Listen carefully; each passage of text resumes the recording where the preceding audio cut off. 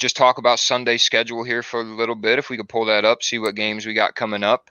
A little Steelers-Titans action we got there. We got some Cowboys football team.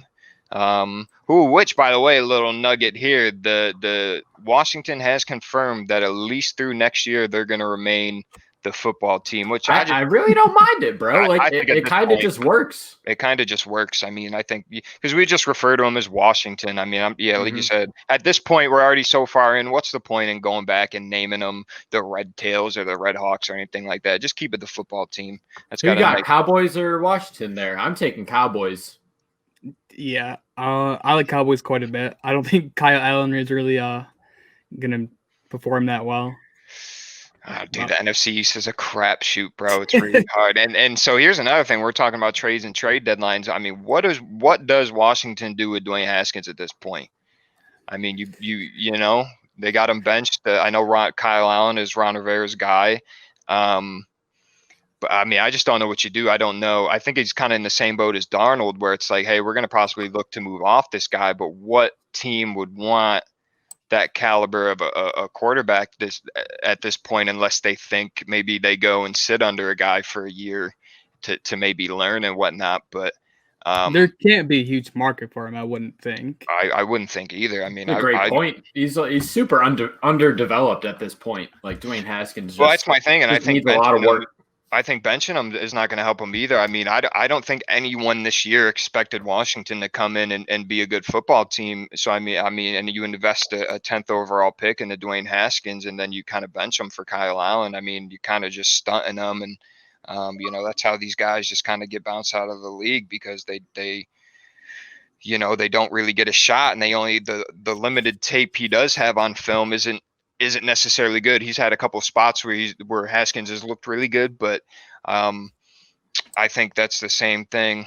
A little blurry there. We good on that? The same thing where it's like I don't think anyone expected them to be good. So I mean, just kind of let them go out there and be bad and kind of go from there. But I think Ron Rivera is just trying to kind of build up this culture and whatnot. Which I don't know. I think Ron Rivera can figure it out here in a couple of years or whatnot, and then. Looking at the schedule a little more, we just go down the whole thing. We got a little Bills Jets action. I don't even need to talk about that. Yeah, sorry, man. I want to hear the line for that.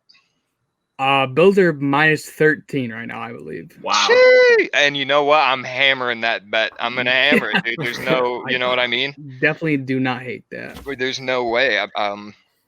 What are they the favorite on that? Let me see. The Jets team total is like embarrassingly low. Let me pull it up. It's so bad. Yeah. Their projected points is 17 and a half right now. Wow. For the Jets to score? Yeah. For the entire game. I don't even think they scored 10. Yeah.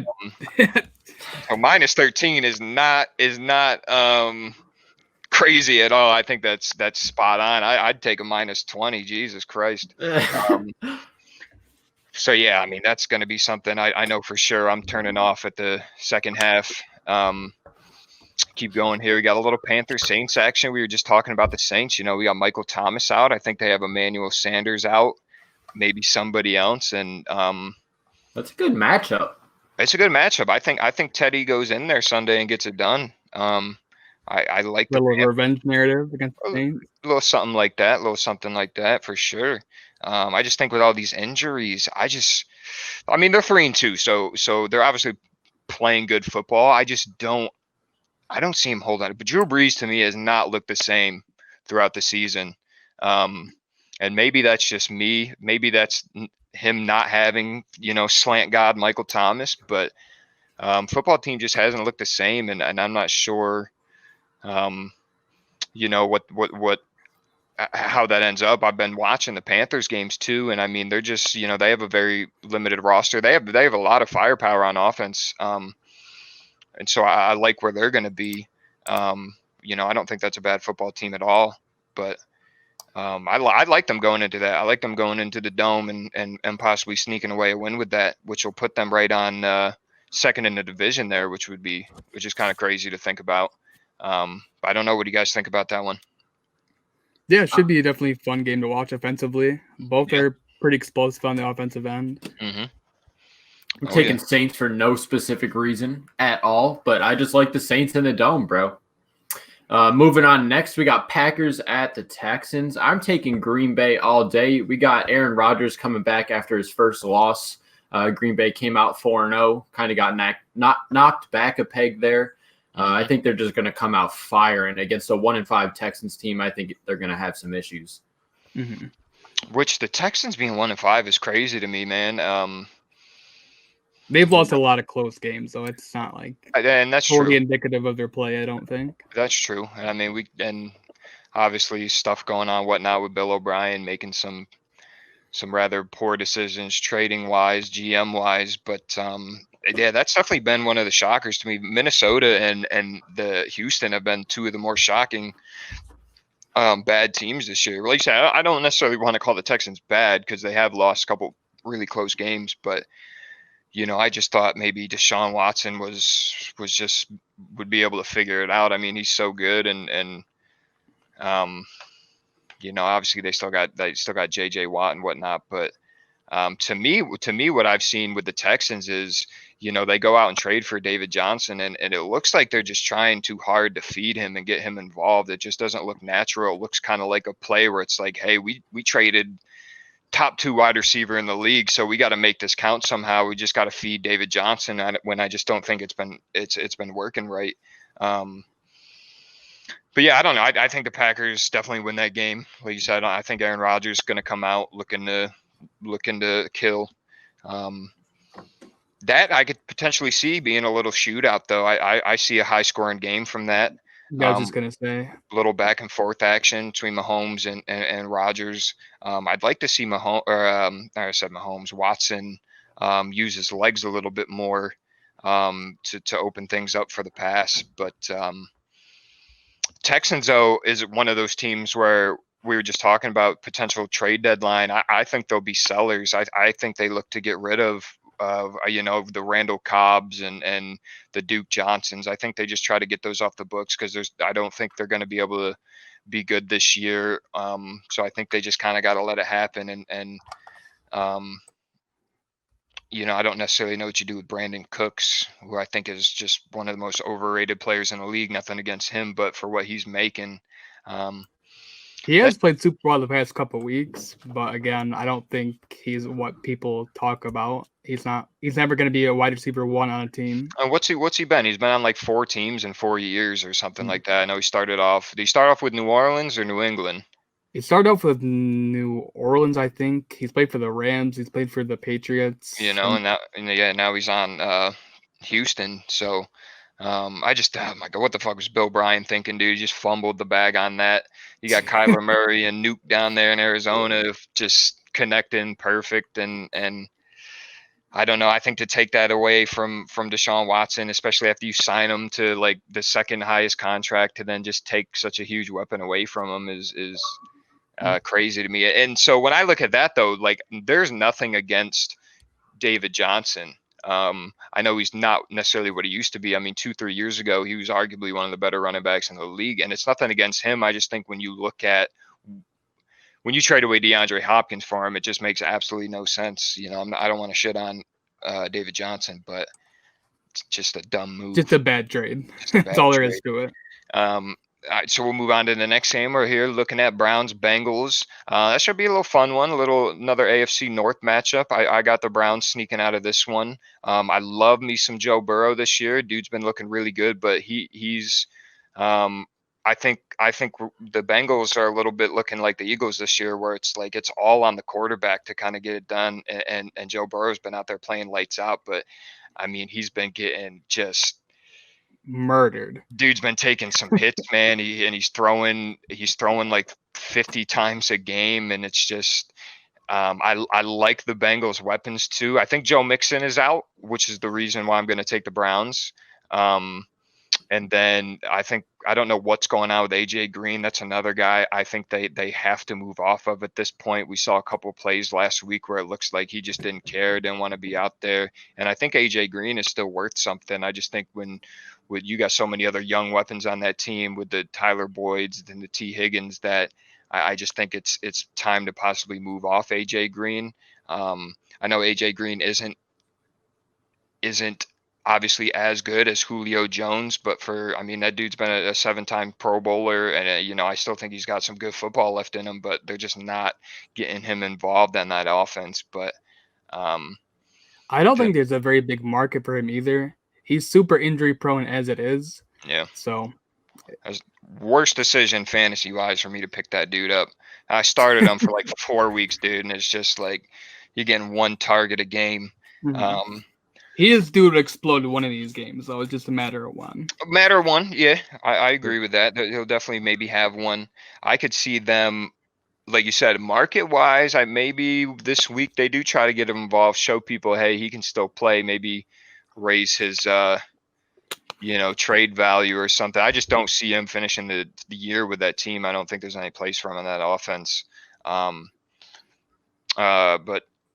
yeah, I definitely like the Browns in here. I like Browns as well. The Bengals 1-4-1. Those 4 losses have all been like close contention games. They've had chances to win. It's really just come down to a couple drives, couple plays, but ultimately not coming out on top. And like you said, without Joe Mixon in, I'm definitely taking the Browns on that. I just like to think, because they looked for the first 2 quarters last week against Indianapolis, Joe Burrow looked like Joe Montana out there, and then that defense kind of fell apart, and Phil Rivers came back to get him.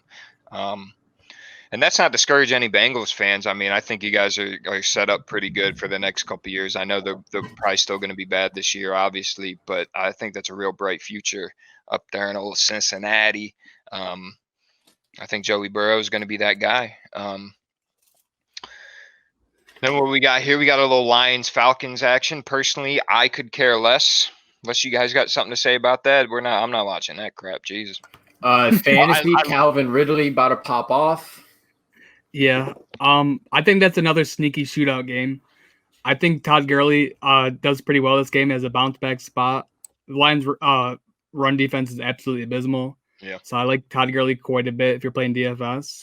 Todd Gurley hasn't looked bad this year. I know there's a lot of talks him coming in thinking, that dude's got 80-year-old knees, but he's been looking all right. He's been looking all right. I agree with the shootout point. I could see that. Falcons defense is awful. Both defenses are pretty abysmal. Yeah, and too, I'm ready to see that boy Kenny Galladay start to explode. He's been back 2 weeks now, I think, and has been looking good. But I agree. That could be a fun little game. We got some Bucks Raiders. I'm looking forward to this one. I think this one be a little closer than we think. I don't have the Raiders winning, but I like them a little better than other teams might think, or other people might think. Just at this point, I think the Bucks defense is just too good. They really did turn it on this past week. I like the Bucks defense too much. I know the Raiders looked really good against Kansas City, and maybe they carry a little bit of that momentum into this game and could maybe shock them. I think TB12 gets it done. I agree with you. Yeah, I'm taking Bucks on that. I think Raiders are going to have a good shot. I think the Raiders are a good team when they turn it on, but I don't really think they have the ability to just turn it on that easy. I think it takes a lot for them to get in their groove. I agree with that. Got a little Jaguars-Chargers action, a little Minshew mania versus a little Air Bear Justin Herbert. I like the Chargers there. To me, I think Justin Herbert is going to be in this league for a long time. I think he looks really good.